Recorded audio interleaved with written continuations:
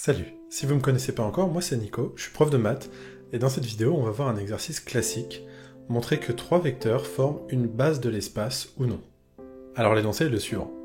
On considère trois vecteurs i, j et k qui forment une base de l'espace.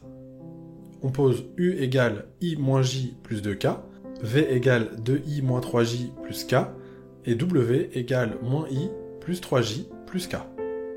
Et donc la question est-ce que les vecteurs u, v et w forment une base de l'espace? Alors avant de se lancer, on va rappeler ce que veut dire que trois vecteurs forment une base de l'espace. Simplement, trois vecteurs u, v et w forment une base de l'espace si et seulement si ils ne sont pas combinaisons linéaires les uns des autres. Donc en gros, si on ne peut pas exprimer un vecteur comme une combinaison linéaire des deux autres. Donc mettons ce rappel de côté et commençons.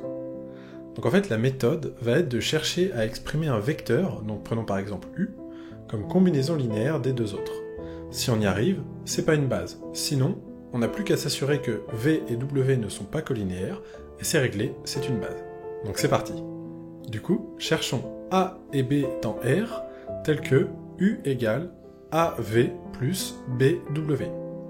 On peut réécrire cette égalité avec les coordonnées des vecteurs u, v et w, ce qui nous donne 1 moins 1, 2, égale a fois 2 moins 3, 1, plus b fois moins 1, 3, 1.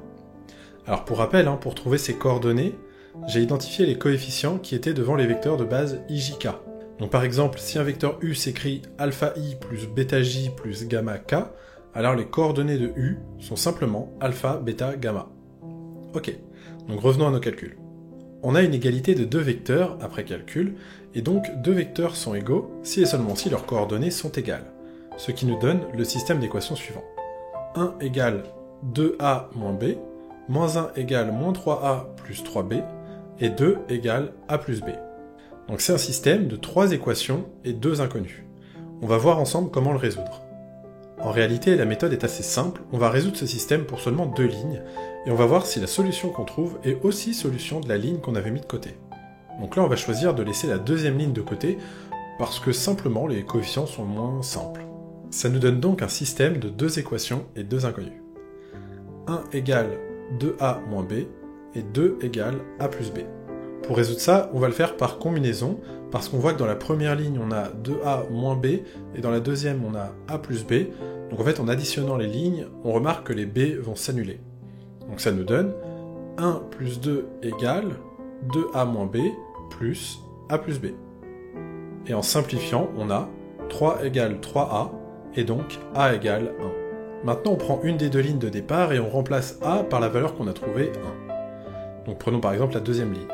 Donc on sait qu'on a que 2 égale a plus b. On remplace a par 1 du coup, et ça nous donne b égale 1. Donc là, on a un client potentiel pour que ça marche, à savoir a égale 1 et b égale 1. Mais rappelez-vous, pour que u soit combinaison linéaire de v et w, il faut qu'on trouve un a et un b qui vérifient les trois égalités. Là, ceux qu'on a trouvés vérifient seulement la première et la troisième. Donc en fait, on va voir s'il vérifie aussi la deuxième. Donc on va calculer moins 3a plus 3b en remplaçant a et b par 1. Et bien ça nous fait 0. Sauf qu'en fait, on voulait que ça fasse moins 1 pour que l'égalité soit vérifiée. Donc, il n'existe aucun couple a-b tel que u égale av plus bw, donc u n'est pas combinaison linéaire de v et w. De plus, v et w ne sont pas colinéaires, donc u, v et w est bien une base de l'espace. Et voilà ce qui conclut cet exo. Merci d'avoir regardé la vidéo jusqu'au bout. Si elle vous a plu, vous pouvez mettre un petit pouce en l'air, ça fait toujours plaisir, et n'hésitez pas à vous abonner pour ne pas rater mes prochaines vidéos. Moi je vous souhaite le meilleur, et je vous dis à la prochaine.